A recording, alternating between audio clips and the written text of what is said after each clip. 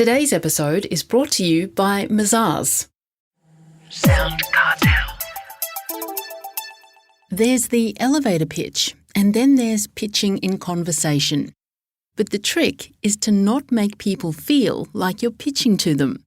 So how can you make it all about them and leave them wanting to know more about you? From SoundCartel, I'm Nicole Goodman, and this is Business Essentials Daily.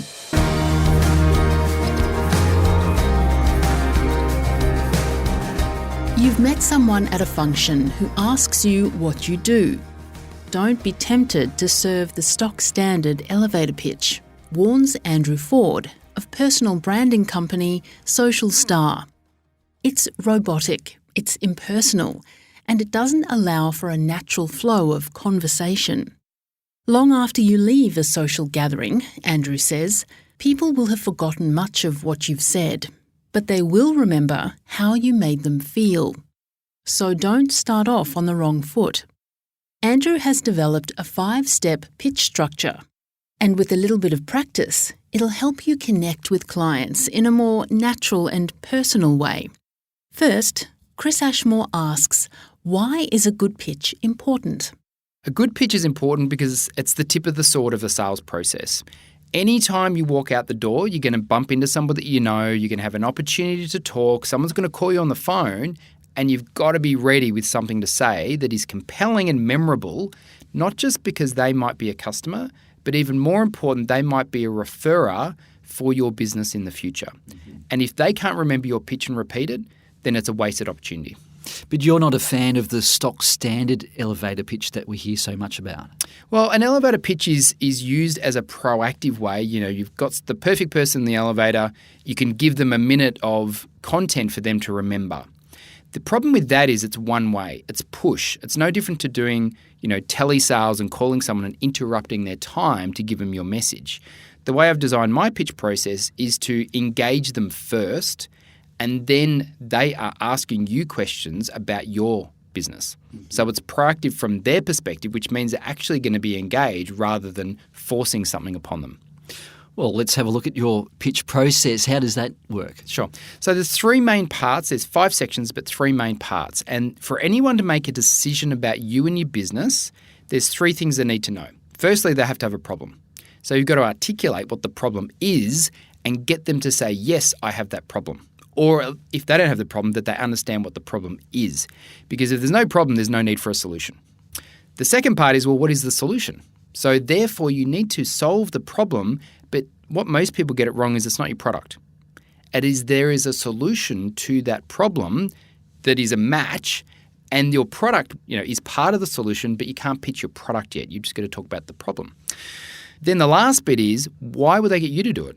What is unique and individual and creative about you that you are the best person to solve that problem rather than anybody else? Because otherwise you're just stimulating ideas. So if you have those 3 parts, then that's enough information to go to the next step. And the next step is you want them to ask you a question, such as, oh, that's really interesting. You mentioned your book. Where do I get a copy of that? Can I have a business card? Look, have you got time for a coffee next week? They're buying questions. Mm-hmm. Now, if they don't have the problem, then they're not going to ask you those questions, and that's okay because they could refer you to somebody else who has the problem. If you don't articulate the problem, they're not going to be able to find the perfect client for you. Now, the last bit, which is actually the very start of the process, is actually what I call a tease. Now, a tease is designed to make the client or the prospect you're pitching to step forward into the conversation and open their mind.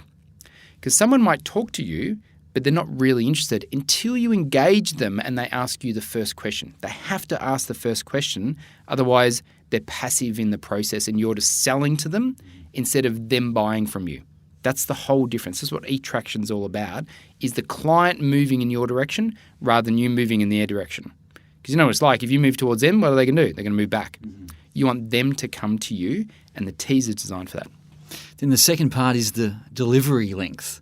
How do you define how long it should be? It's circumstantial. So what we're looking for is enough engagement that they will want to come to the next step, because the true story of marketing is it's just about inching them along from one part to the next.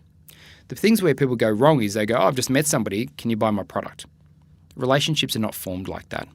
the first part of, the reason a pitch is so useful is it gets someone to the next step, which is generally some sort of meeting.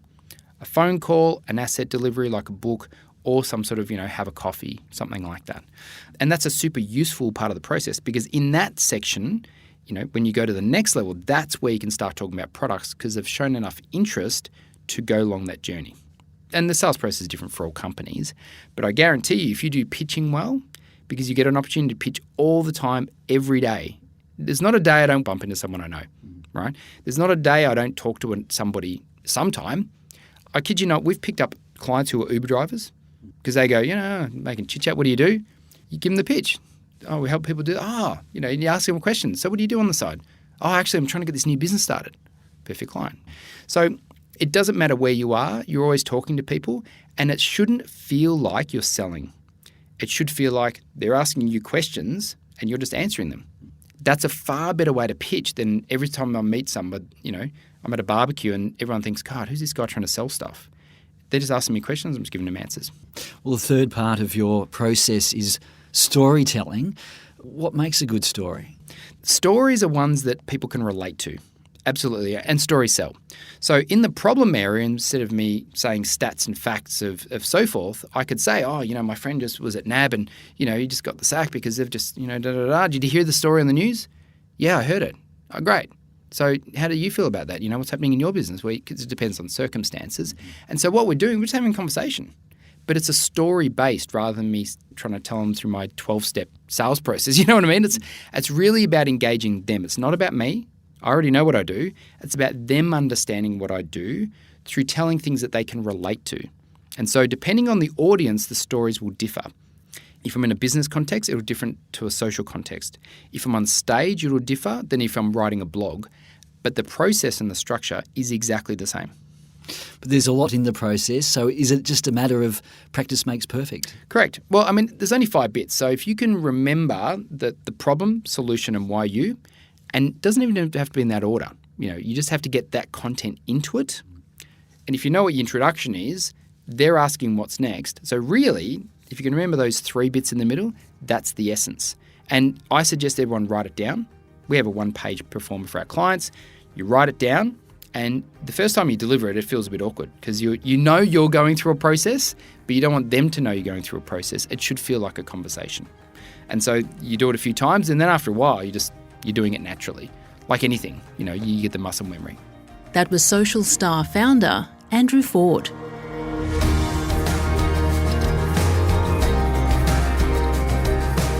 This episode of Business Essentials Daily is produced by the team at SoundCartel. Thanks for listening. I'm Nicole Goodman. We'll bring you more Be Daily tomorrow. Follow @BE Daily Podcast across social media and head to bedaily.com.au for more from the Business Essentials Daily podcast. SoundCartel. This episode was brought to you by Mazars. To find out more, visit mazars.com.au. That's mazars.com.au.